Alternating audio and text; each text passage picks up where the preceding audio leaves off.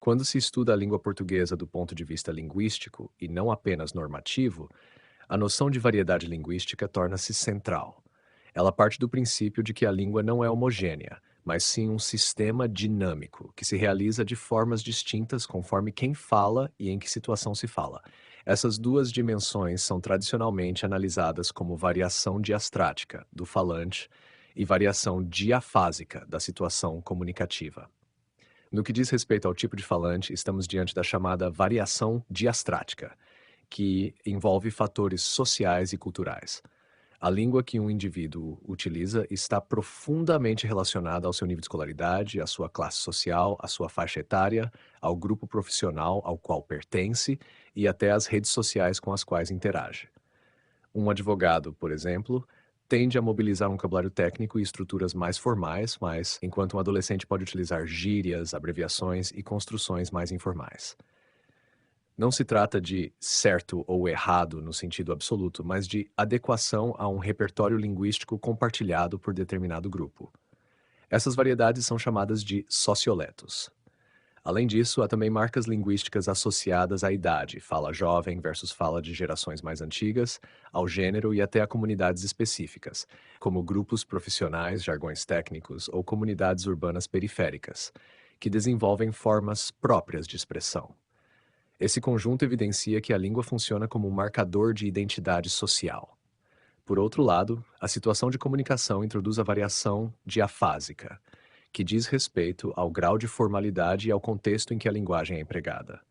O mesmo falante é capaz de alternar registros conforme a necessidade comunicativa, fenômeno conhecido como adequação linguística. Em uma entrevista de emprego, tende-se a utilizar uma linguagem mais monitorada, com maior proximidade da norma padrão. Em uma conversa entre amigos, prevalece a espontaneidade, com elipses, contrações e expressões coloquiais. Essa variação também envolve o canal, oral ou escrito, o grau de planejamento do discurso e a relação entre os interlocutores, hierárquica ou horizontal. A escrita formal, por exemplo, exige maior coesão, clareza sintática e vocabulário mais preciso, enquanto a oralidade admite repetições, pausas, reformulações e elementos paralinguísticos. Portanto, a variedade linguística não é um desvio da língua, mas a própria manifestação concreta de seu funcionamento. A língua padrão ensinada nas escolas é apenas uma entre várias possibilidades, geralmente associada a contextos formais e prestigiados. Compreender isso é fundamental para superar preconceitos linguísticos e reconhecer que toda forma de fala possui estrutura, lógica e valor dentro de seu contexto de uso. Em síntese, a língua portuguesa, como qualquer língua natural, se organiza em múltiplas variedades que refletem tanto a diversidade social dos falantes quanto a multiplicidade das situações comunicativas. O domínio linguístico pleno, portanto, não consiste apenas em conhecer regras gramaticais, mas em saber transitar entre essas variedades com consciência e adequação. Quando se analisa a comunicação sob uma perspectiva linguística, parte-se da ideia de que todo ato comunicativo é estruturado por um conjunto de elementos interdependentes, que organizam a produção e a interpretação do sentido. Esses elementos, emissor, receptor, mensagem, canal, código e referente, não atuam isoladamente, mas formam um sistema funcional em que cada componente condiciona e é condicionado pelos demais. O emissor é aquele que produz a mensagem, isto é, o sujeito que organiza linguisticamente uma intenção comunicativa. Ele seleciona palavras, estruturas sintáticas e estratégias discursivas de acordo com seus objetivos, seu repertório linguístico e o contexto em que está inserido. Essa escolha nunca é neutra. Ela reflete tanto a posição social e cultural do emissor, quanto sua intenção: informar, persuadir, emocionar e instruir, entre outras. Ao formular a mensagem, o emissor já antecipa, de certa forma, quem será o seu interlocutor e como essa mensagem poderá ser interpretada. O receptor, por sua vez, é o destinatário da mensagem, aquele que a recebe e a interpreta. A comunicação só se efetiva plenamente quando o receptor consegue decodificar a mensagem de maneira compatível com a intenção do emissor. No entanto, essa interpretação não é passiva. O receptor mobiliza seus próprios conhecimentos prévios, sua experiência de mundo e seu contexto sociocultural para atribuir sentido ao que recebe. Por isso, uma mesma mensagem pode ser compreendida de maneiras distintas por diferentes receptores. A mensagem é o conteúdo transmitido, aquilo que se quer comunicar. Ela não se limita a um conjunto de palavras, mas envolve também a organização dessas palavras em um enunciado significativo, uma determinada estrutura e intenção. A mensagem pode assumir diversas formas: oral, escrita, visual. E sua eficácia depende da clareza, da coerência e da adequação ao contexto comunicativo. O canal é o meio físico ou tecnológico pelo qual a mensagem circula. Pode ser a voz no ar, o papel de uma carta, a tela de um celular ou qualquer suporte que permita a transmissão do enunciado. A escolha do canal influencia diretamente a forma da mensagem. Uma conversa presencial admite espontaneidade e recursos como entonação e gestos, enquanto um texto escrito exige maior planejamento e explicitação de ideias. Além disso, o canal precisa estar funcional, sem interferências ou ruídos, para que a comunicação ocorra de maneira eficaz. O código corresponde ao sistema de signos compartilhado entre emissor e receptor, sendo a língua o exemplo mais evidente.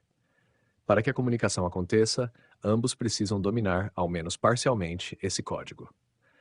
No caso da língua portuguesa, isso envolve não apenas o vocabulário e a gramática, mas também convenções de uso, registros e variedades linguísticas. Quando há falha nesse compartilhamento, por exemplo, quando se utiliza um jargão técnico desconhecido pelo receptor, a compreensão da mensagem pode ser comprometida. Por fim, o referente diz respeito ao contexto ou à realidade a qual a mensagem se refere. É o assunto da comunicação, o objeto, situação ou conceito sobre o qual se fala. O referente ancora a mensagem no mundo, permitindo que ela tenha sentido concreto ou conceitual. Sem um referente claro, a mensagem pode se tornar ambígua ou incompreensível. Esses elementos em conjunto demonstram que a comunicação é um processo complexo, que envolve não apenas a transmissão de informações, mas a construção compartilhada de sentido. A eficácia comunicativa depende do alinhamento entre esses componentes. Um emissor que conhece seu receptor, escolhe adequadamente o código, utiliza um canal apropriado e organiza bem sua mensagem em relação ao referente claro, tende a alcançar maior sucesso na comunicação.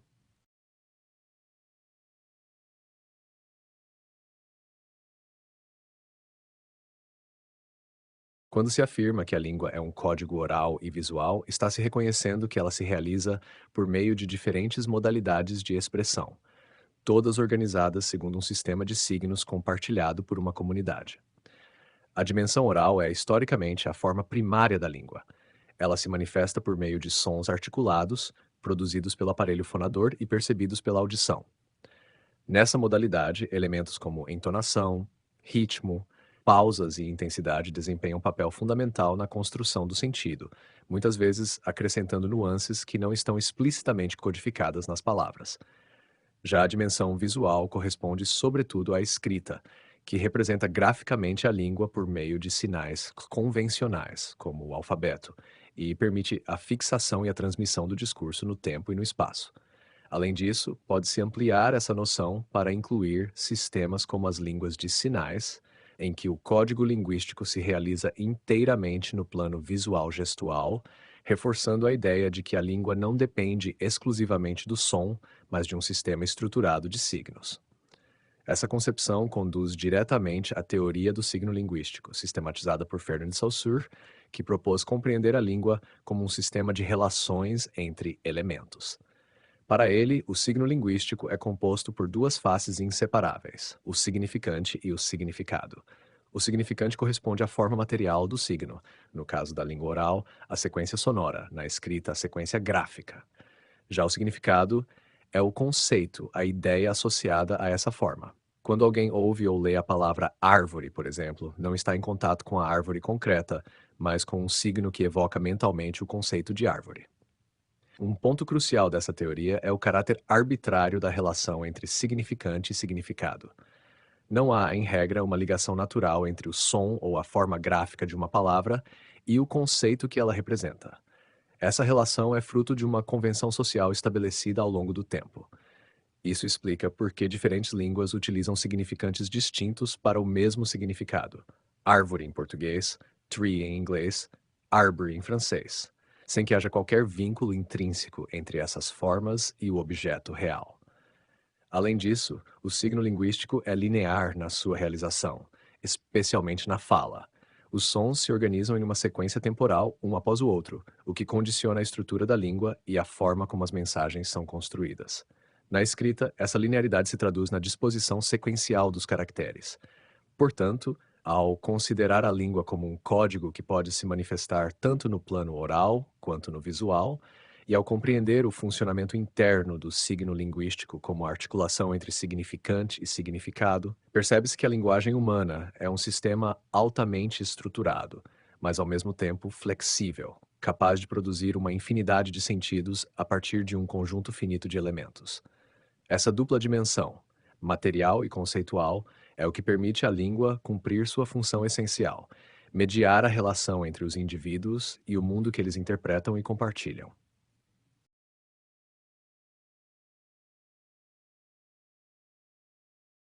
Quando se afirma que a linguagem se define pelo uso da língua, pelo uso da fala e pela construção de um discurso, está se articulando três níveis fundamentais de análise linguística: o sistema, a realização e a organização do sentido.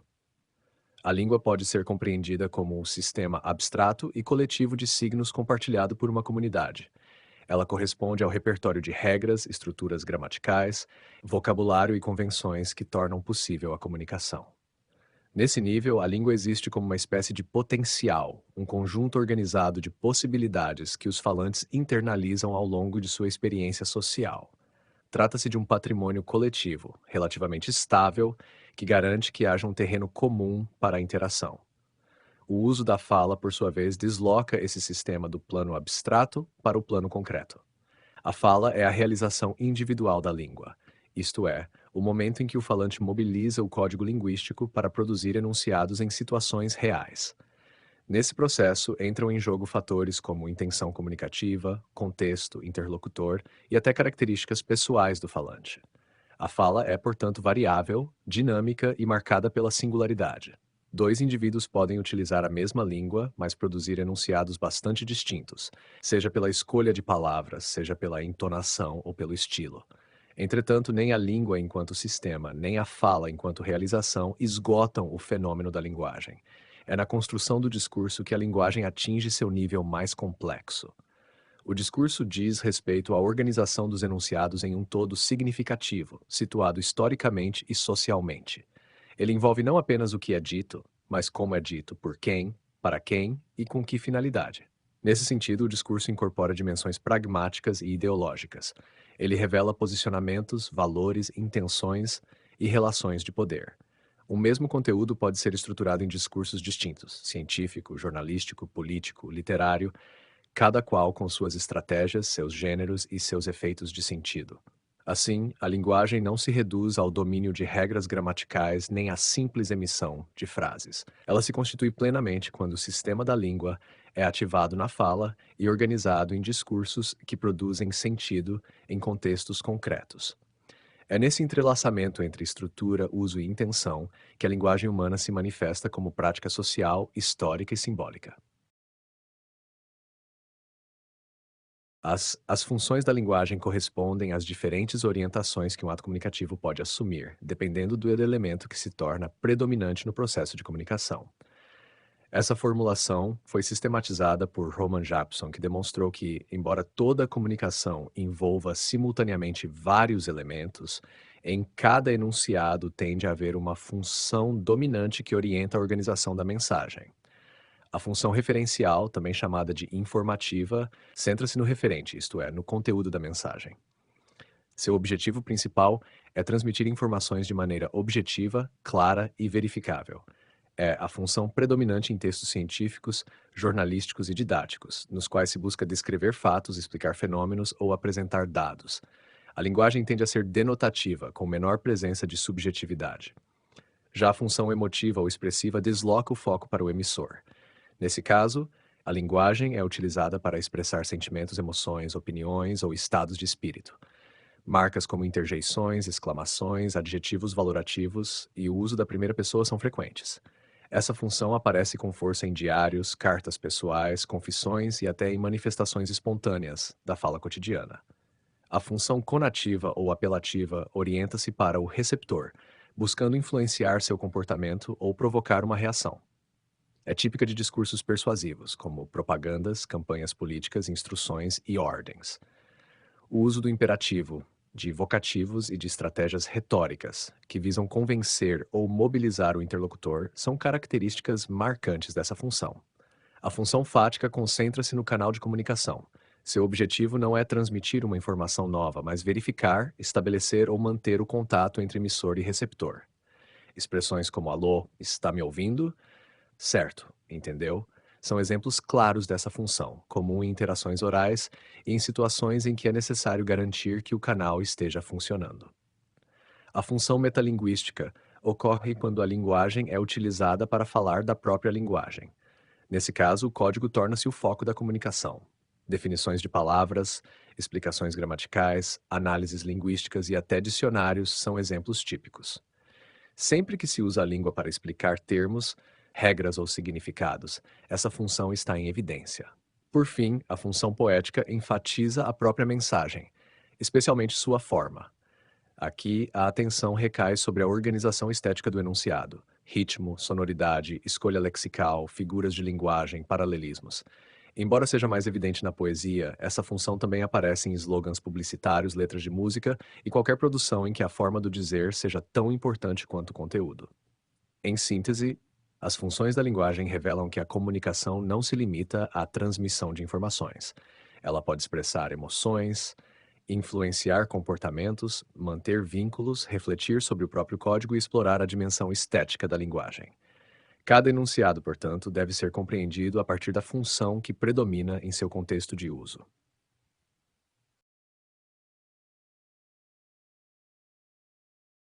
Quando se classificam os textos em narrativo, descritivo, informativo, argumentativo ou poético, está se lidando com diferentes modos de organização do discurso, isto é, com formas distintas de estruturar a linguagem para produzir sentido, conforme a intenção comunicativa. O texto narrativo organiza-se em torno de acontecimentos. Ele pressupõe a existência de uma sequência temporal, na qual ações se desenrolam envolvendo personagens, situadas em um espaço e em um tempo determinados. Há, em geral, uma dinâmica de transformação. Algo acontece, se desenvolve e se resolve. Esse tipo de texto é típico de contos, romances, crônicas e relatos históricos, e sua estrutura costuma articular elementos como enredo, conflito e desfecho. O texto descritivo, por sua vez, suspende a progressão temporal para focalizar características. Em vez de narrar ações, ele busca apresentar aspectos de pessoas, objetos, ambientes ou situações, detalhando suas qualidades, formas, cores, sensações ou estados.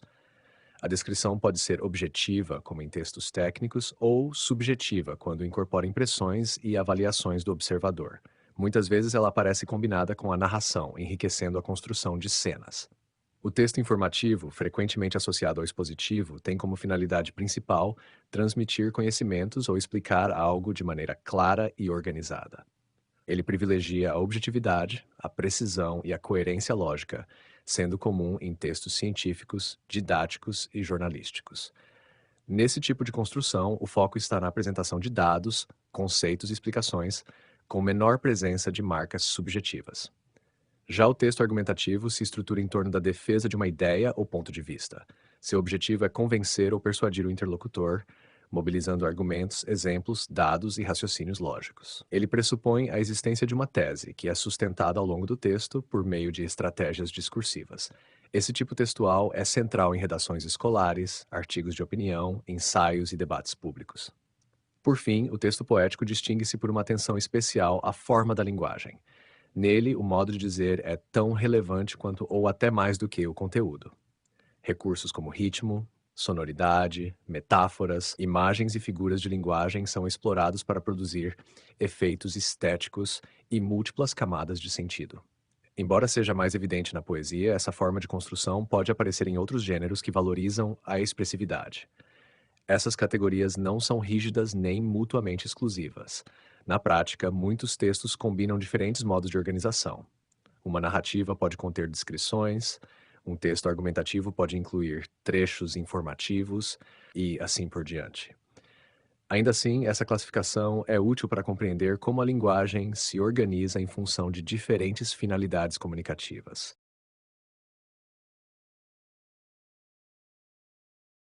Para compreender a origem da língua portuguesa, é necessário situá-la dentro de um processo histórico e linguístico amplo, que envolve a formação das línguas românicas a partir do latim e as transformações ocorridas na Península Ibérica ao longo de séculos.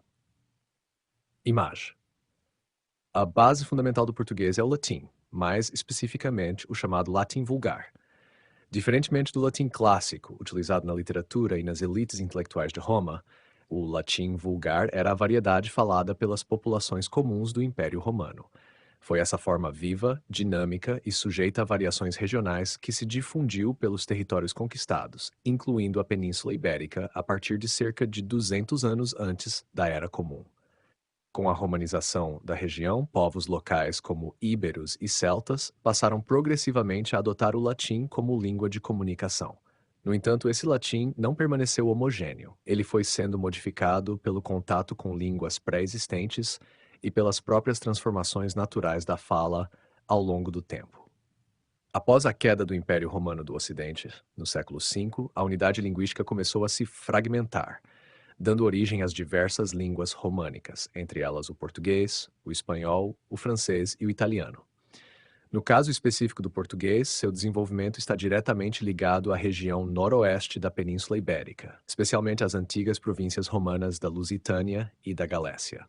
Nesse contexto, formou-se uma variedade linguística conhecida como galego-português, que durante a Idade Média era utilizada tanto na comunicação cotidiana quanto na produção literária. Essa língua floresceu particularmente entre os séculos XII e XIV, sendo amplamente empregada na poesia lírica. Um marco decisivo para a diferenciação do português ocorreu com a formação política do Reino de Portugal no século XII. A consolidação de um território politicamente independente favoreceu também a autonomização linguística. Ao longo do tempo, o galego e o português, que inicialmente formavam um contínuo linguístico, passaram a seguir trajetórias distintas. O galego permaneceu na região da Galícia, sob influência do castelhano, enquanto o português se desenvolveu como língua oficial de um novo Estado. Outro fator relevante na formação do português foi o contato com outros povos e culturas.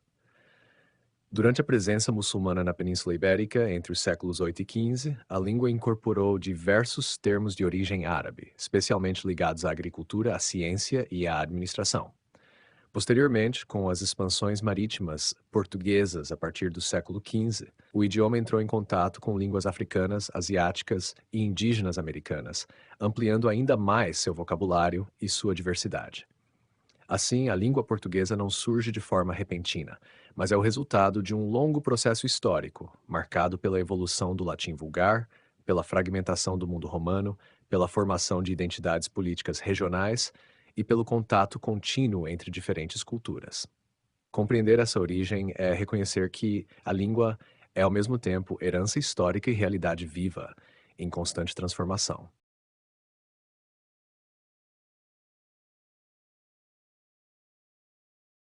Os termos denotativo e conotativo dizem respeito a duas formas fundamentais de funcionamento do significado na linguagem, isto é, a dois modos pelos quais as palavras produzem sentido. O sentido denotativo é aquele considerado literal, direto e objetivo. Trata-se do significado mais estável de uma palavra, geralmente registrado em dicionários e que se refere de maneira precisa a um elemento da realidade. Quando alguém utiliza a palavra casa para indicar uma construção destinada à moradia, está empregando o termo em seu valor denotativo. Esse tipo de sentido é predominante em contextos que exigem clareza e precisão, como textos científicos, técnicos e informativos, nos quais a ambiguidade deve ser evitada. Já o sentido conotativo envolve um deslocamento em relação ao significado literal. Nesse caso, a palavra carregar valores subjetivos, figurados ou simbólicos, as que dependem do contexto e da intenção do emissor. Se alguém diz, ele é uma raposa, não está afirmando que a pessoa é literalmente um animal, mas atribuindo a ela características associadas culturalmente à raposa, como astúcia ou esperteza. A conotação, portanto, amplia o campo de significação das palavras, permitindo múltiplas interpretações. Enquanto o sentido denotativo busca a objetividade e a referência direta, o conotativo opera no campo da sugestão, da expressividade e da construção de imagens. Por isso, Ele é amplamente explorado em textos literários, publicitários e poéticos, nos quais o efeito de sentido vai além da simples transmissão de informação. Em síntese, toda palavra possui um potencial denotativo, mas pode assumir valores conotativos conforme o contexto de uso. O domínio dessas duas dimensões é essencial para a interpretação de textos e para o uso mais sofisticado da linguagem.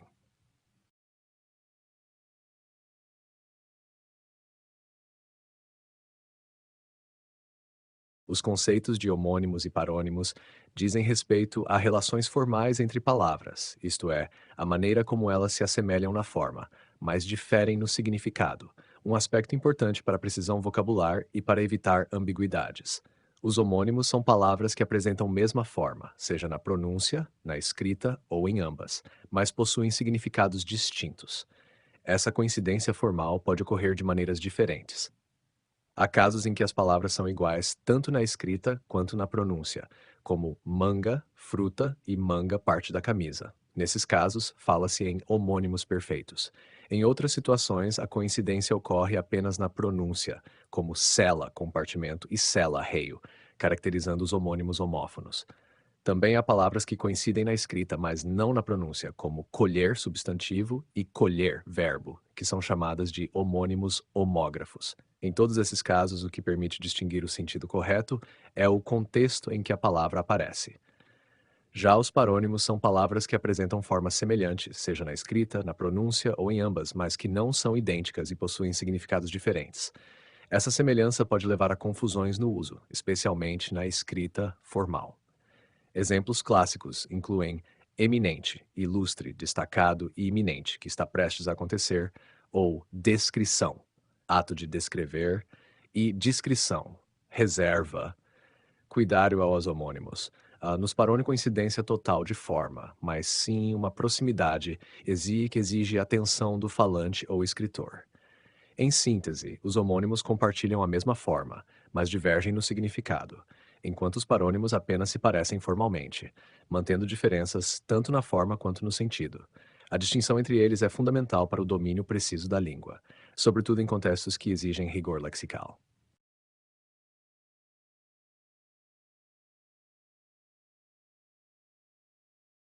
Para compreender a estrutura da língua no nível mais básico, é necessário distinguir três conceitos que frequentemente se confundem: fonemas, sons e letras.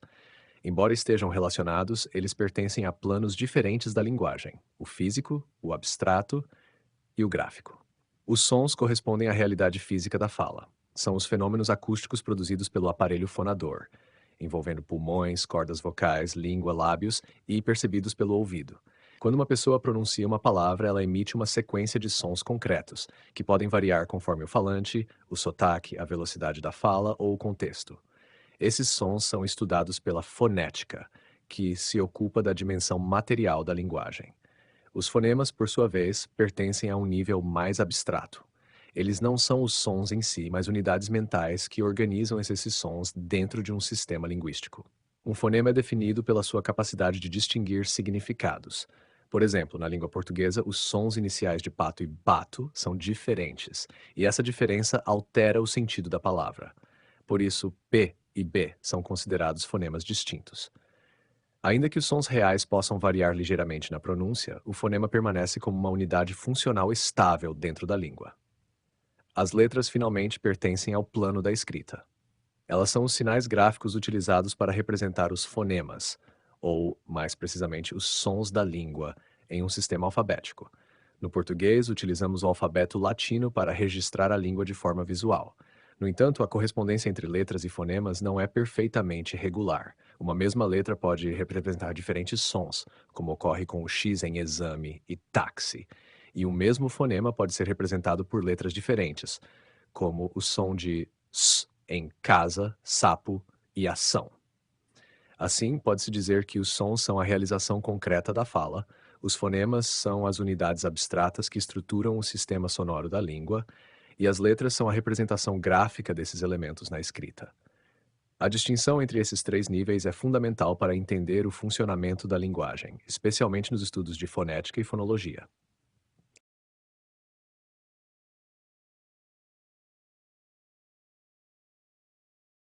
Os fonemas da língua portuguesa classificam-se a partir de critérios articulatórios e acústicos, ou seja, de acordo com a forma como são produzidos no aparelho fonador e com o tipo de som que resultam dessa produção.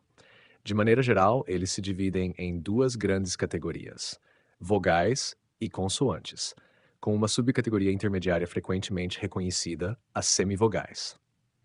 As vogais são fonemas produzidos com a passagem do ar livre pela cavidade bucal, sem obstruções significativas. Por isso, apresentam maior sonoridade e constituem o núcleo das sílabas. No português, elas podem ser classificadas segundo diferentes critérios. Quanto à abertura da boca, distinguem-se em abertas, médias e fechadas. Quanto à posição da língua, em anteriores, centrais e posteriores. E quanto à participação das cavidades nasal e oral, em orais e nasais. Assim, a língua organiza um sistema vocálico relativamente rico, no qual pequenas variações articulatórias geram diferenças de significado. As semivogais ocupam uma posição intermediária entre vogais e consoantes. Elas possuem sonoridade semelhante à das vogais, mas não formam o núcleo da sílaba, atuando como elementos de apoio dentro de ditongos e tritongos. No português, os sons representados por i e u em determinadas posições, como em pai ou mal, funcionam como semivogais, contribuindo para a fluidez da sílaba sem assumir sua centralidade. Já as consoantes são fonemas produzidos com algum grau de obstrução à passagem do ar, seja total ou parcial. Essa obstrução ocorre em diferentes pontos do aparelho fonador, como os lábios, os dentes, o palato ou a glote, e é justamente essa diversidade articulatória que permite classificá-las de maneira mais detalhada. As consoantes podem ser descritas quanto ao ponto de articulação, bilabiais, dentais, alveolares, palatais, velares, quanto ao modo de articulação, oclusivas, fricativas, nasais, laterais vibrantes, e quanto à sonoridade, surdas ou sonoras, dependendo da vibração das cordas vocais. Portanto, a classificação dos fonemas reflete o funcionamento físico da fala e a organização sistemática da língua. Ao distinguir vogais, semivogais e consoantes e ao detalhar suas características articulatórias, compreende-se melhor como os sons da língua se estruturam e como contribuem para a formação das palavras e dos significados.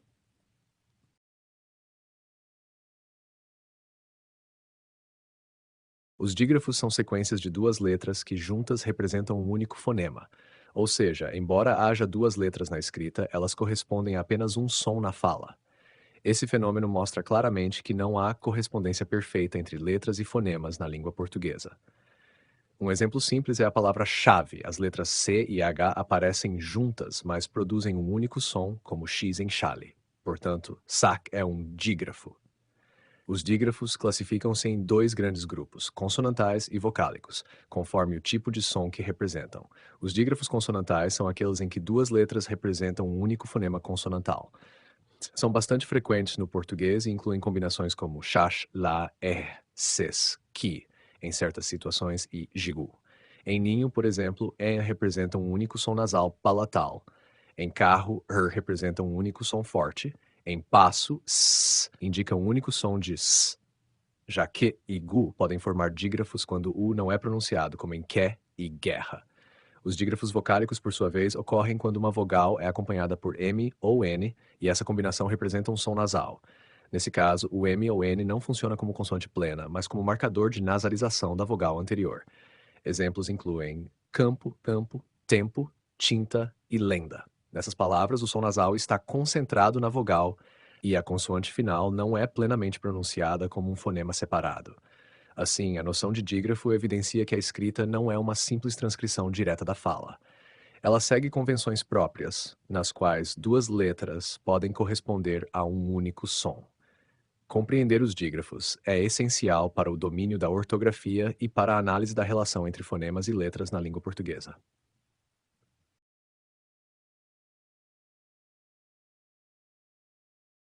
As figuras de linguagem são recursos expressivos que alteram o uso comum da língua para produzir efeitos de sentido mais intensos, sugestivos ou estilizados.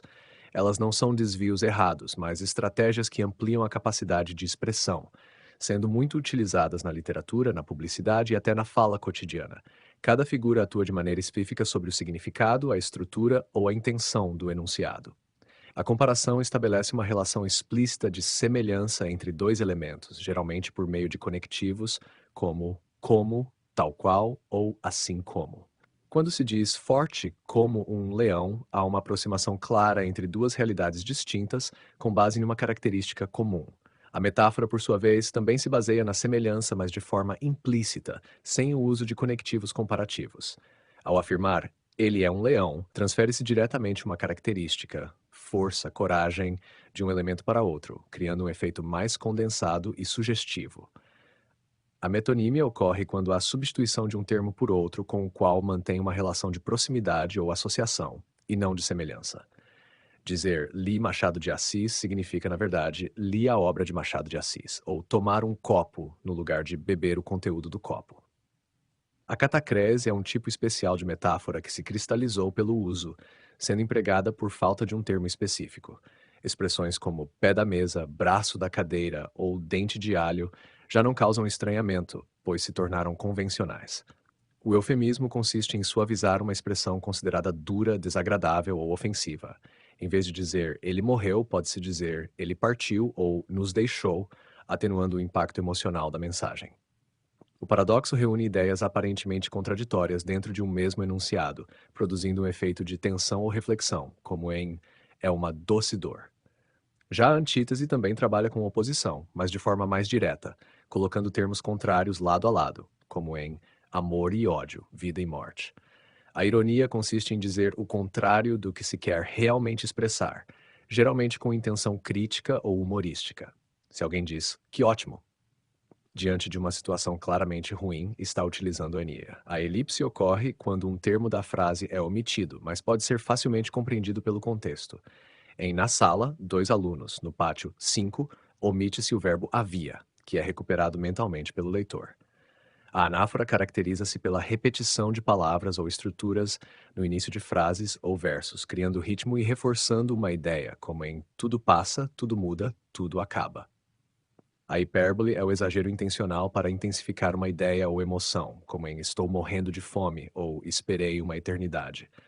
A gradação organiza uma sequência de ideias em progressão, que pode ser crescente ou decrescente, como em sussurrou, falou, gritou, criando um efeito de intensificação. Por fim, a prosopopeia, ou personificação, atribui características humanas a seres inanimados ou abstratos. Ao dizer o vento sussurrava, confere-se ao vento uma ação típica de seres humanos. Em conjunto, essas figuras mostram que a linguagem não se limita à comunicação literal. Ela pode sugerir, intensificar, suavizar, criticar e criar imagens, tornando o discurso mais rico e expressivo.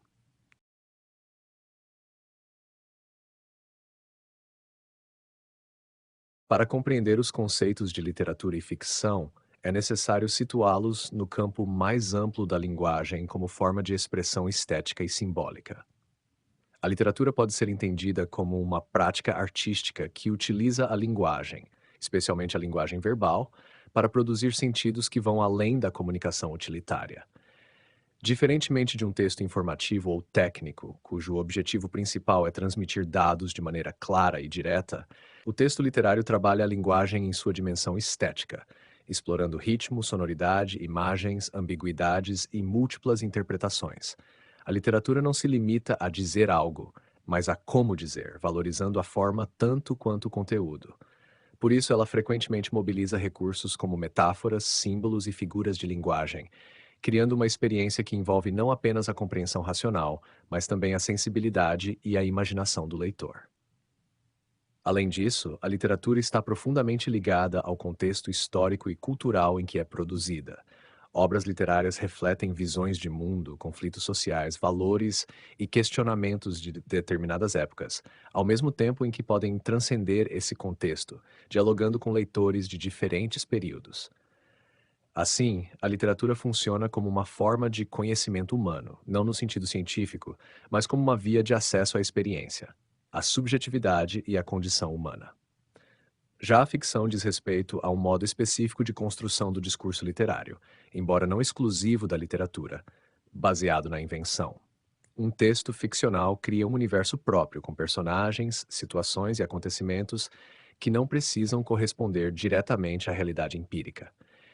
Isso não significa que a ficção seja falsa no sentido de relevante. Ao contrário, ela constrói uma verdade interna, coerente dentro do mundo que propõe. Um romance, por exemplo, pode narrar eventos imaginários, mas ainda assim revelar aspectos profundos da vida humana, como emoções, dilemas morais e estruturas sociais. A ficção opera por meio de um pacto implícito entre autor e leitor. O leitor aceita entrar naquele universo inventado, suspendendo momentaneamente a exigência de verificação factual para explorar os sentidos que a narrativa oferece. Esse processo permite à ficção representar a realidade de forma indireta, simbólica ou crítica, muitas vezes revelando dimensões que um discurso puramente factual não alcançaria. Portanto, enquanto a literatura é o campo mais amplo da criação estética por meio da linguagem, a ficção é uma de suas formas privilegiadas, caracterizada pela invenção de mundos e narrativas. Ambas se articulam na medida em que utilizam a linguagem não apenas para informar, mas para interpretar, recriar e expandir a experiência humana. A sílaba é uma unidade sonora da palavra, organizada em torno de um núcleo vocálico. Ao pronunciarmos uma palavra, não emitimos todos os sons de maneira uniforme. Algumas sílabas recebem maior destaque, enquanto outras são pronunciadas com menor intensidade. É a partir dessa diferença que se distinguem as sílabas tônicas e átonas. A sílaba tônica é aquela pronunciada com maior intensidade, força ou destaque dentro da palavra. Esse destaque pode envolver maior duração, maior energia articulatória ou até uma entonação ligeiramente diferenciada. Em casa, por exemplo, a sílaba K é tônica. Em café, a sílaba tônica é fé. A posição da sílaba tônica é fundamental na língua portuguesa, pois ela contribui para a identidade sonora da palavra e, em alguns casos, pode até diferenciar significados. As sílabas átonas são aquelas que não recebem esse destaque. Elas são pronunciadas de forma mais leve, rápida e com menor intensidade em relação à sílaba tônica. Em janela, por exemplo, a sílaba tônica é né, enquanto já e lá são átonas. Essas sílabas funcionam como apoio na estrutura da palavra, mas não concentram a força da pronúncia. A distinção entre sílaba tônica e átona é essencial para a acentuação da língua portuguesa.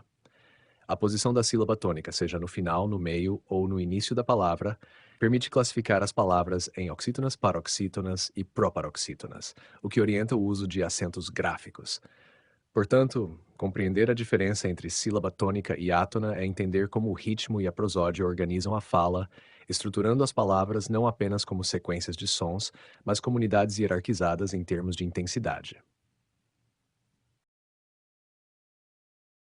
Quando se fala em gêneros literários, está se tratando de grandes formas de organização da expressão artística por meio da linguagem, cada uma orientada por uma maneira específica de construir sentido, de representar a realidade e de estabelecer relação com o leitor ou espectador. Essa classificação tem raízes na tradição clássica e, embora tenha sido ampliada ao longo do tempo, mantém como núcleo os gêneros lírico, épico e dramático, aos quais se somam outras modalidades, como o didático, o oratório e o crítico. O gênero lírico é marcado pela centralidade do eu, isto é, pela expressão da subjetividade. Nele, a linguagem se volta para o interior do sujeito, revelando emoções, estados de espírito, percepções e reflexões íntimas. Por isso, está associado a uma função mais emotiva da linguagem, na qual o foco recai sobre quem enuncia. A poesia é sua forma mais característica, e nela o ritmo, a sonoridade e as imagens assumem papel fundamental. Não se trata de narrar acontecimentos, mas de condensar experiências e sentimentos em uma forma expressiva e sugestiva. Já o gênero épico, que na modernidade corresponde em grande parte ao que se chama de narrativa, organiza-se em torno da representação de ações e acontecimentos. Aqui, o foco desloca-se para o mundo exterior, para os fatos, os personagens e os eventos que se desenrolam no tempo. Por isso, está ligado a uma função mais referencial da linguagem. Sua forma clássica é a epopeia, como os grandes poemas da antiguidade, que narravam feitos heróicos de povos e heróis. Com o tempo, esse gênero se desdobrou em formas como o romance, o conto e a novela, mantendo a estrutura narrativa baseada em enredo, personagens, espaço e tempo. O gênero dramático, por sua vez, caracteriza-se pela representação direta da ação, sem a mediação de um narrador. Ele é construído para ser encenado, e sua linguagem está voltada para o diálogo e para a interação entre personagens. Nesse sentido, aproxima-se da função conativa, pois envolve a interlocução constante e a tentativa de influenciar ou responder ao outro dentro da própria cena. As peças teatrais são sua forma principal, incluindo tragédias, comédias e dramas. Elementos como falas, monólogos, apartes e rubricas organizam a estrutura do texto dramático, que ganha plena realização no palco. Além desses três gêneros fundamentais, há outras formas que também se consolidaram historicamente. O gênero didático tem como finalidade instruir, ensinar ou transmitir conhecimentos, podendo assumir formas literárias quando utiliza recursos expressivos para esse fim. O gênero oratório está ligado à arte do discurso público, buscando persuadir ou emocionar uma audiência por meio da palavra, com forte componente retórico. Já o gênero crítico envolve a análise, interpretação e avaliação de obras ou ideias, sendo comum em ensaios, resenhas e textos reflexivos. Esses gêneros não são compartimentos rígidos, mas modelos que orientam a produção e a leitura dos textos. Na prática, muitas obras misturam características de diferentes gêneros, revelando a flexibilidade da linguagem literária. Ainda assim, essa classificação permite compreender como a literatura se organiza em torno de diferentes modos de expressão, ora voltados à subjetividade, ora à narração do mundo, ora à representação da ação, e como cada um desses modos mobiliza funções específicas da linguagem.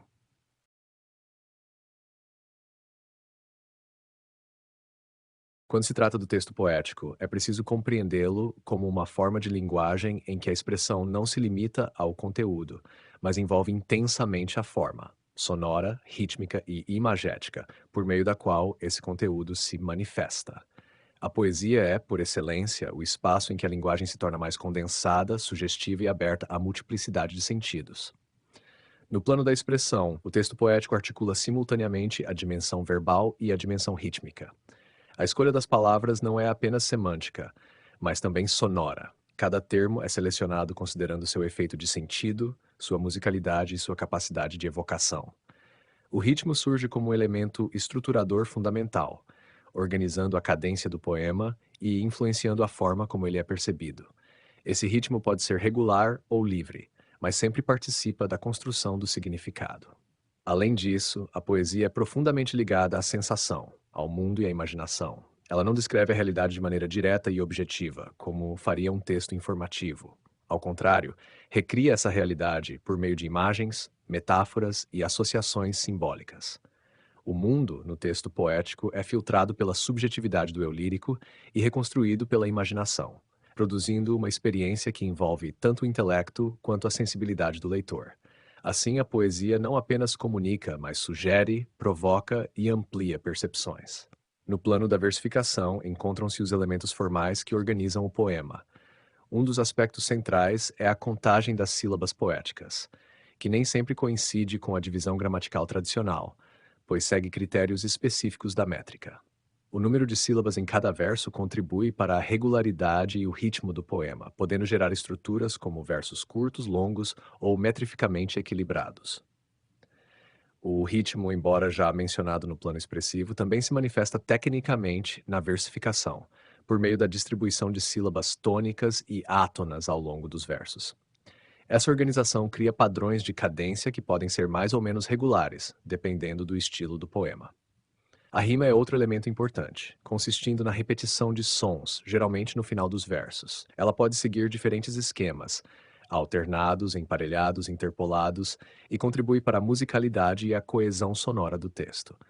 No entanto, a poesia moderna muitas vezes dispensa a rima, explorando outras formas de ritmo e sonoridade. Por fim, a estrofe corresponde ao agrupamento de versos, funcionando como uma unidade estrutural dentro do poema. Assim como os parágrafos na prosa, as estrofes organizam o desenvolvimento do texto, podendo variar em tamanho e forma. Dessa maneira, o texto poético resulta da integração entre expressão e forma. De um lado, a linguagem como veículo de sensações, imaginação e subjetividade.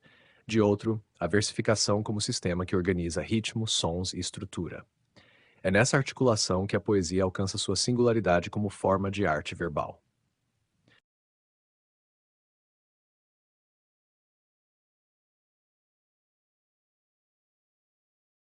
O uso da crase está relacionado à fusão de dois elementos idênticos na língua portuguesa: a preposição a com o artigo feminino a, ou as.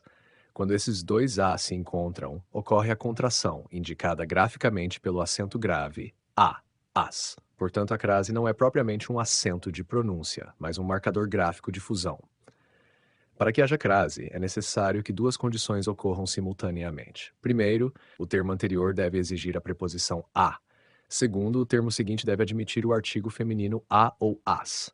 Em uma frase como vou à escola, o verbo exige a preposição a, ir a algum lugar, e escola admite o artigo feminino, a escola. A junção resulta em a escola.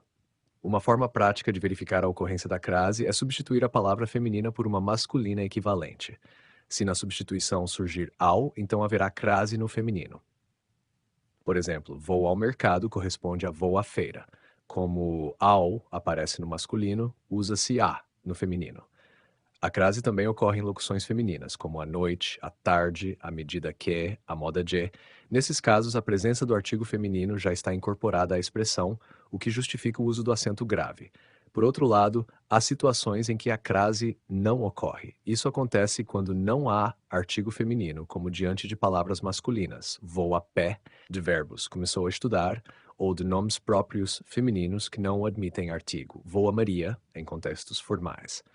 Também não há crase antes de pronomes pessoais, entreguei a ela, ou em expressões com palavras repetidas, cara a cara. Além disso, há casos facultativos como antes de pronomes possessivos femininos, vou à sua casa ou vou à sua casa, e antes de nomes próprios femininos quando há variação no uso do artigo, vou a Ana. Em síntese, o uso da crase depende de uma análise sintática. É preciso identificar se há exigência da preposição a e se o termo seguinte admite artigo feminino. Quando essas duas condições se encontram, ocorre a fusão indicada pelo acento grave.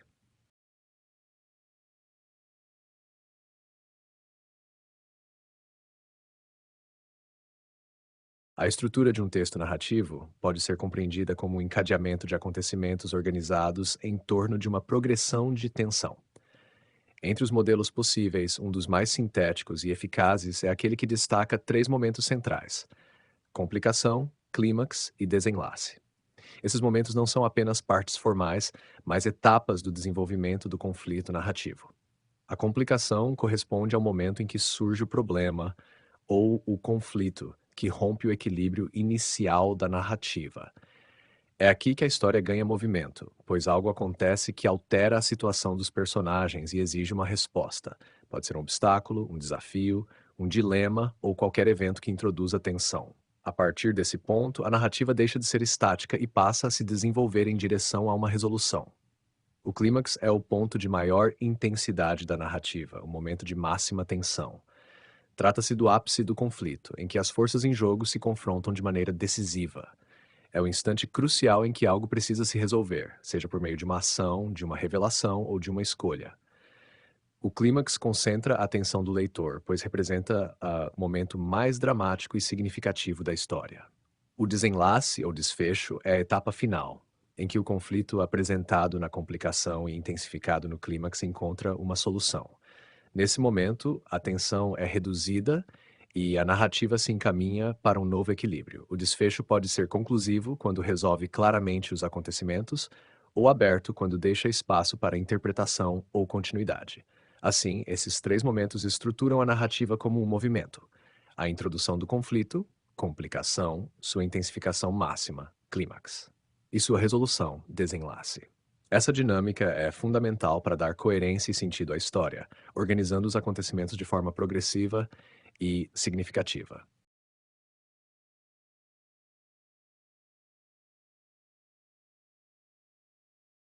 O foco narrativo, ou ponto de vista, diz respeito à posição a partir da qual a história é contada, isto é, a perspectiva adotada pelo narrador em relação aos acontecimentos, aos personagens e ao próprio enredo. Essa escolha não é neutra. Ela condiciona o tipo de informação disponível ao leitor, o grau de subjetividade do relato e a forma como a narrativa é construída. De modo geral, pode-se compreender esse foco em três configurações principais: externo, interno e onisciente. O ponto de vista externo caracteriza-se por um narrador que observa os fatos de fora, como se fosse uma câmera. Ele relata apenas aquilo que é visível e observável, ações, falas, comportamentos, sem acesso direto aos pensamentos ou sentimentos dos personagens. Nesse caso, a narrativa tende a ser mais objetiva e descritiva, pois o narrador não penetra na interioridade das figuras da história. O leitor, por sua vez, precisa inferir motivações e emoções a partir dos indícios fornecidos. O ponto de vista interno ocorre quando o narrador está inserido na própria história, geralmente como personagem. Ele narra os acontecimentos a partir de sua experiência pessoal, utilizando frequentemente a primeira pessoa. Isso implica uma visão parcial e subjetiva, limitada ao que esse narrador sabe, sente ou interpreta. A narrativa ganha em intensidade emocional e proximidade, mas perde em abrangência, já que outros pontos de vista não são diretamente acessíveis. Já o ponto de vista onisciente é aquele em que o narrador possui conhecimento amplo e total sobre a narrativa. Ele não apenas descreve ações externas, mas também conhece os pensamentos, sentimentos e intenções dos personagens, podendo inclusive antecipar acontecimentos ou comentar os fatos. Esse tipo de narrador tem liberdade para transitar entre diferentes personagens e momentos da história, oferecendo uma visão mais completa e abrangente do enredo. Assim, o foco narrativo define a janela pela qual o leitor acessa a história. Um ponto de vista externo privilegia a observação, o interno enfatiza a experiência subjetiva e o onisciente oferece uma visão totalizante. A escolha entre essas perspectivas é decisiva para o efeito narrativo, pois molda a forma como o leitor compreende e interpreta os acontecimentos.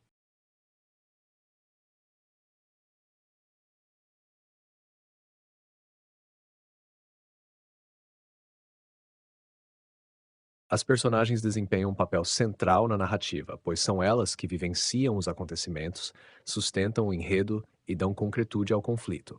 A história se organiza a partir de suas ações, decisões e relações, e cada tipo de personagem cumpre uma função específica dentro dessa estrutura. O protagonista é a personagem principal, em torno da qual a narrativa se desenvolve. É ele quem está diretamente ligado ao conflito central e cuja trajetória conduz o enredo. O leitor acompanha mais de perto suas ações, seus objetivos e muitas vezes seus conflitos internos. Não é necessariamente um herói no sentido moral, mas é o eixo da história, aquele cuja experiência estrutura o desenvolvimento narrativo.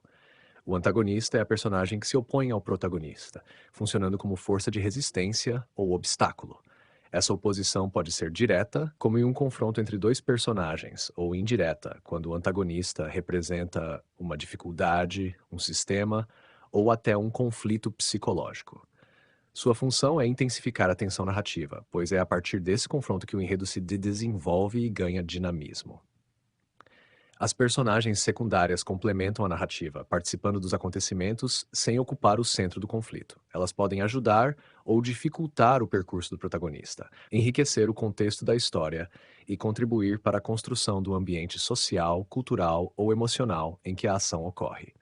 Muitas vezes servem também como contraste ou apoio para destacar características das personagens principais. O narrador, embora nem sempre seja uma personagem no sentido tradicional, é a instância responsável por contar a história. Ele organiza os acontecimentos, seleciona informações e define o ponto de vista da narrativa. Em alguns casos, o narrador é também uma personagem, como em narrativas em primeira pessoa. Em outros, é uma voz externa que observa e relata os fatos. Sua função é fundamental, pois determina como a história será apresentada ao leitor e influencia diretamente a interpretação dos eventos. Assim, as personagens não são apenas figuras dentro da narrativa, mas elementos estruturais que sustentam o conflito, organizam a ação e dão sentido ao enredo. Cada uma, em sua função, protagonista, antagonista, secundária ou narrador, contribui para a construção global da história.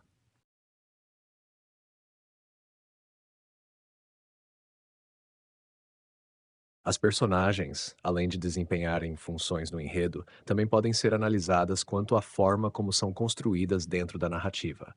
Essa construção envolve três dimensões principais: caracterização, evolução e modo de apresentação, que determinam a profundidade, o dinamismo e a forma de conhecimento dessas figuras pelo leitor. No que diz respeito à caracterização, as personagens podem assumir diferentes níveis de complexidade. Quando são construídas como indivíduos, apresentam maior profundidade psicológica, com traços particulares, contradições e desenvolvimento interno. São personagens mais próximas da realidade humana, com motivações complexas e comportamento menos previsível. Já a caricatura enfatiza traços exagerados, muitas vezes de forma cômica ou crítica, destacando características específicas até o ponto da deformação. Nesse caso, a personagem não busca realismo, mas efeito expressivo. Por fim, a personagem típica representa um grupo social, uma classe ou um comportamento padrão, funcionando como um modelo reconhecível, como o avaro, o herói, o malandro, mais ligado a uma função simbólica do que a uma individualidade profunda. Quanto à evolução, as personagens podem ser estacionárias ou escalonadas. As estacionárias, ou planas, mantêm ao longo da narrativa as mesmas características essenciais, sem mudanças significativas em sua personalidade ou visão de mundo. Elas cumprem uma função mais estável dentro do enredo. Já as personagens escalonadas ou dinâmicas passam por transformações ao longo da história. Essas mudanças podem ser psicológicas, morais ou comportamentais, geralmente motivadas pelos acontecimentos vividos e são fundamentais para o desenvolvimento do conflito narrativo. No que se refere à apresentação, há duas formas principais pelas quais o leitor toma conhecimento das personagens. A apresentação direta ocorre quando o narrador descreve explicitamente as características da personagem, informando ao leitor seus traços físicos, psicológicos ou sociais. Já a apresentação indireta se dá por meio das ações, falas e interações da personagem com o ambiente e com outras figuras da narrativa. Nesse caso, o leitor constrói a imagem da personagem a partir de indícios, o que tende a tornar a leitura mais dinâmica e interpretativa. Assim, a construção das personagens envolve não apenas sua função na história, mas também o modo como são delineadas, transformadas e reveladas. Essas dimensões, caracterização, evolução e apresentação, contribuem para a riqueza e a complexidade da narrativa, influenciando diretamente a forma como o leitor compreende e se envolve com a obra.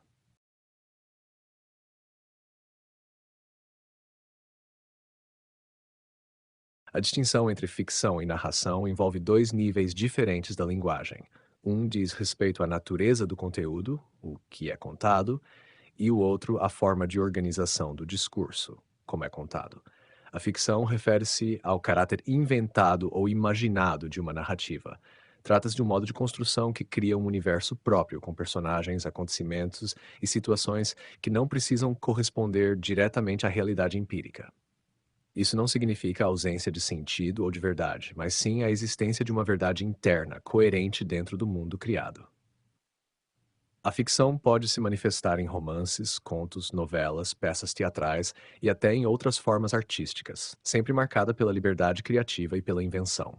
Já a narração é um modo de organização do texto, uma forma discursiva baseada na apresentação de acontecimentos em sequência.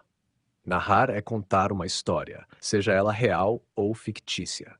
A narração envolve elementos estruturais como personagens, tempo, espaço e enredo, e pode aparecer em diferentes tipos de textos, literários ou não.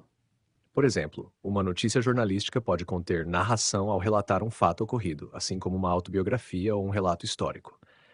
A diferença fundamental, portanto, está no fato de que a ficção diz respeito ao grau de relação com a realidade, inventado ou não, enquanto a narração diz respeito à estrutura do discurso, organização de acontecimentos. Nem toda narração é ficcional, pois é possível narrar fatos reais, e nem toda ficção se limita à narração, embora frequentemente utilize esse modo para se expressar. Em síntese, a ficção é uma categoria ligada ao conteúdo imaginado, enquanto a narração é um procedimento linguístico de contar eventos. Elas frequentemente se encontram, como nos romances e contos, mas pertencem a planos conceituais distintos.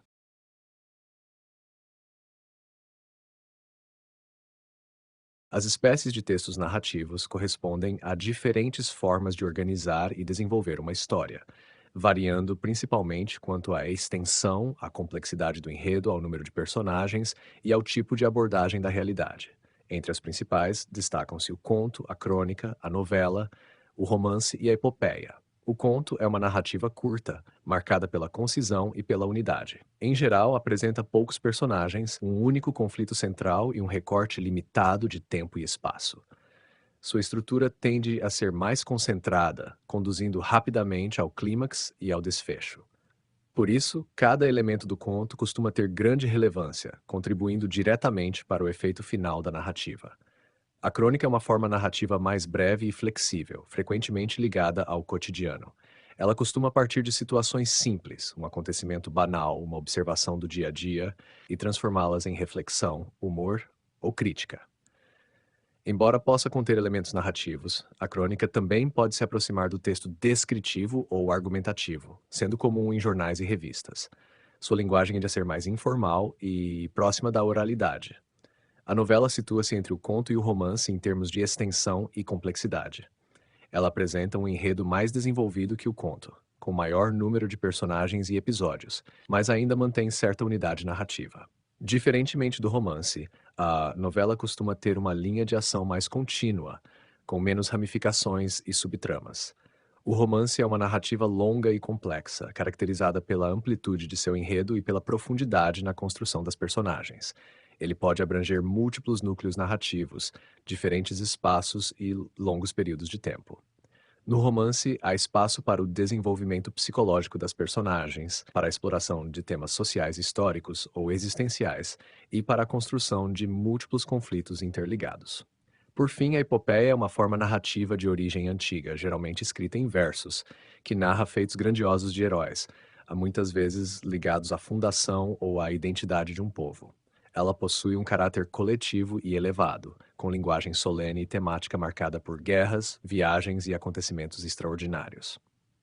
Diferentemente das outras formas, a epopeia está mais associada à tradição clássica, embora influencie profundamente a narrativa moderna. Assim, essas espécies narrativas diferenciam-se principalmente pela extensão, pela complexidade e pela finalidade, mas todas compartilham o mesmo princípio fundamental: a organização de acontecimentos em uma estrutura narrativa que produz sentido e envolve o leitor.